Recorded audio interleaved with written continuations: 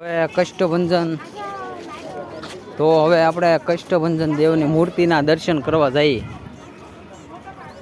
જોઈ શકો છો તમે અહીંયા બે બાજુ ગાર્ડન છે. ગાર્ડનમાં બધા લોકો બેઠા છે. જોઈ શકો છો તમે કેટલા માણસોની ભીડ છે. જોઈ શકો છો સરસ મજાનું અત્યારના 5:30 કે 6 વાગવા આવી ગયા છે. તો નજીકથી આપણે દર્શન કરીશું કષ્ટભંજન દેવના, સાળંગપુર વાળા હનુમાનજી દાદાના.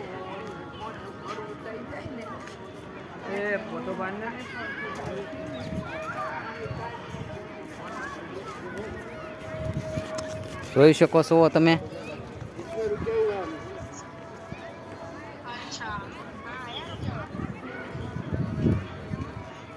જોઈ શકો છો અહીંયા કષ્ટભંજન દેવના દર્શન. હનુમાનજી દાદાની અકલ્પનીય મૂર્તિ જે કરોડો રૂપિયાના ખર્ચે બનાવવામાં આવી છે. આપણને ખબર નથી પણ કે એમ જોઈ શકો છો તમે.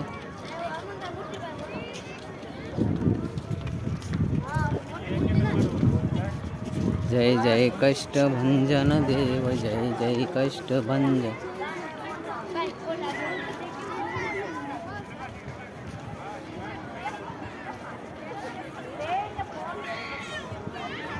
આપણે એકદમ નજીકથી દર્શન કરાવવાના છે તમને બધાને. તો મારી ચેનલને લાઈક, શેર ને સબસ્ક્રાઈબ જરૂર કરજો. જોઈ શકો છો અહીંયા તમે કેટલું પબ્લિક છે દર્શન કરવા માટે દાદાના. અને તમે પણ દર્શન કરો કષ્ટભંજન દેવના. જોઈ શકો છો તમે.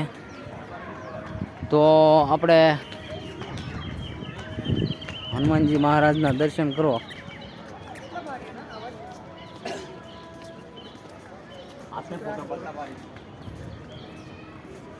હનુમાન દાદા જય જય કષ્ટભંજન દેવ, જય જય કષ્ટભંજન, જય જય કષ્ટભંજન દેવ, જય કષ્ટભંજન દેવ. જોઈ શકો છો અહીંયા અકલ્પનીય કષ્ટભંજન દેવ ધામ.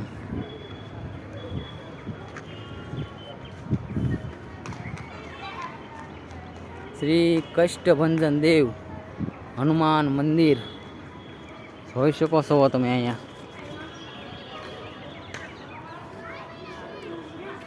કેવું સરસ મજાનું અત્યારે વાતાવરણ છે.